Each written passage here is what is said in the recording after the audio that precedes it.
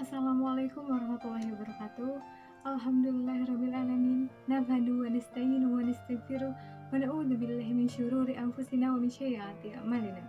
May yahdihillahu fala mudilla lahu wa may yudlil fala hadiya lahu. Asyhadu an la ilaha illallah wa asyhadu anna Muhammadan abduhu wa rasuluh la nabiyya wa la rasulah ba'da amma ba'd.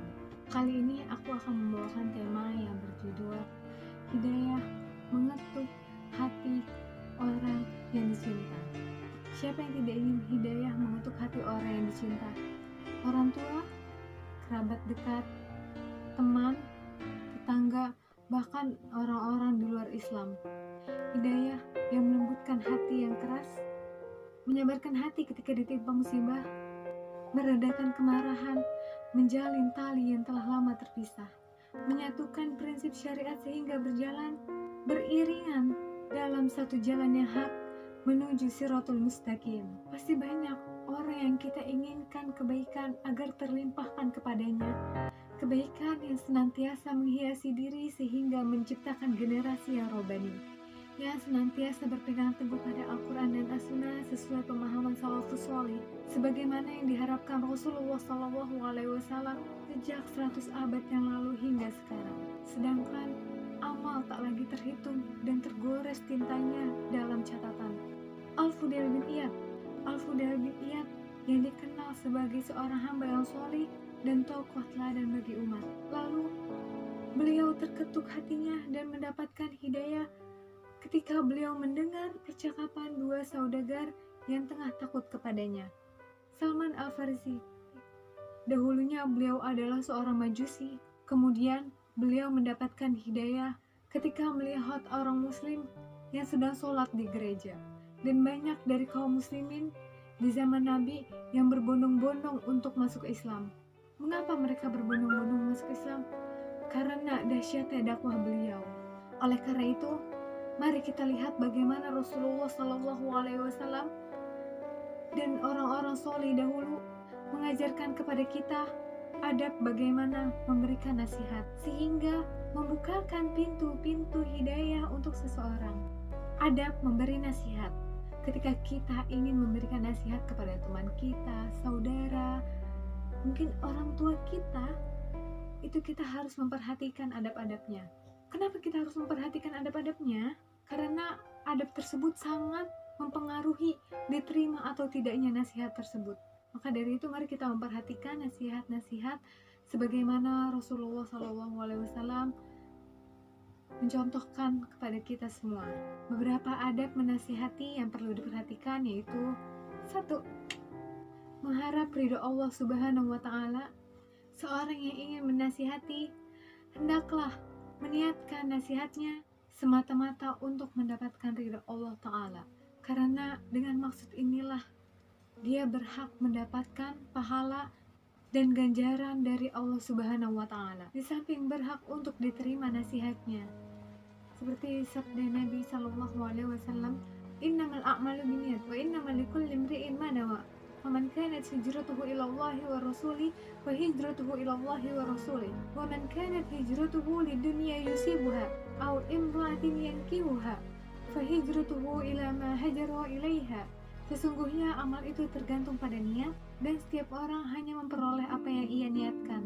Barang siapa yang hijrahnya karena Allah dan Rasulnya, maka hijrahnya itu pada Allah dan Rasulnya. Dan barang siapa yang hijrahnya karena dunia yang ditujunya atau karena wanita yang hendak dinikahinya, maka hijrahnya itu kepada apa yang menjadi tujuan hijrahnya. Lalu yang kedua, tidak mempermalukan orang yang dinasihati. Seseorang yang hendak memberikan nasihat harus berusaha untuk tidak mempermalukan orang yang hendak dinasihati. Mempermalukan orang yang dinasihati itu adalah musibah yang sering terjadi kepada kebanyakan orang. Saat dia memberikan nasihat dengan nada yang kasar, cara seperti ini bisa berbuah buruk atau memperparah keadaan. Dan nasihat pun tidak akan berbuah sebagaimana yang kita harapkan. Lalu yang ketiga, menasihati dengan rahasia. Nasihat itu harus dengan rahasia, jangan dengan terang-terangan. Nasihat yang disampaikan secara terang-terangan yaitu ketika hendak menasihati banyak orang. seperti ketika menyampaikan ceramah.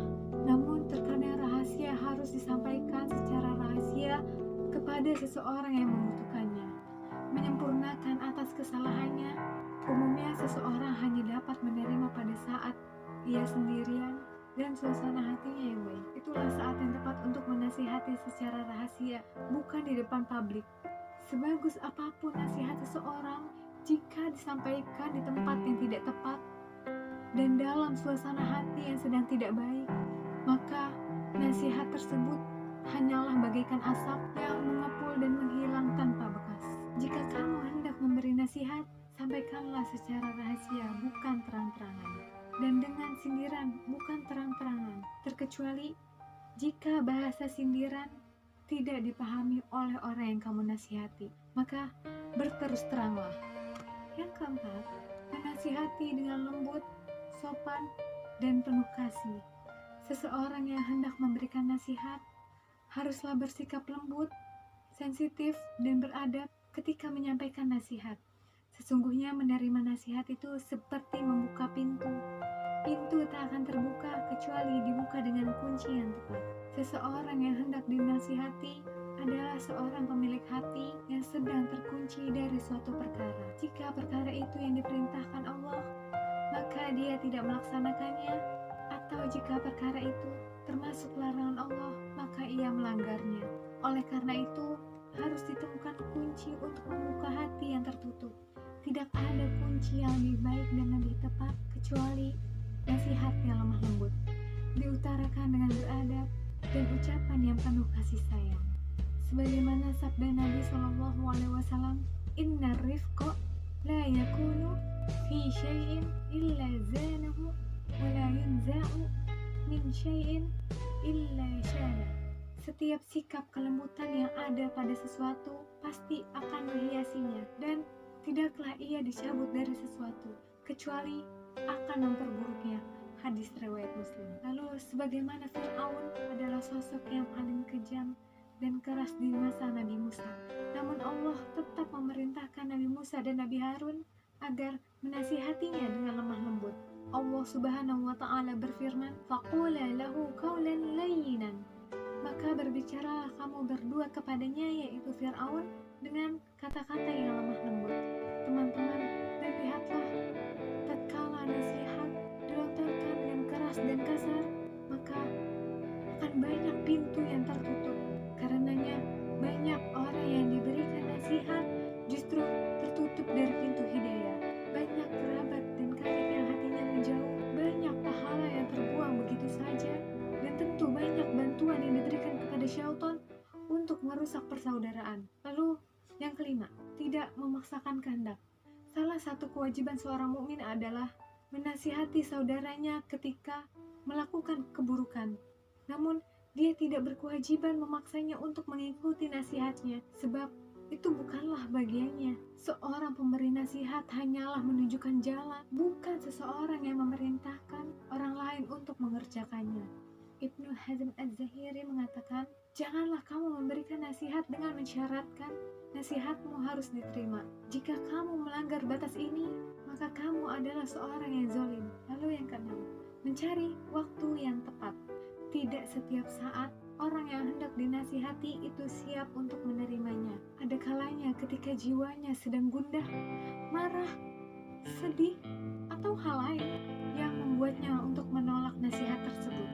Ibnu Mas'ud pernah bertutur, sesungguhnya ada kala hati bersemangat dan mudah menerima, dan ada kala hati lesu dan mudah menolak.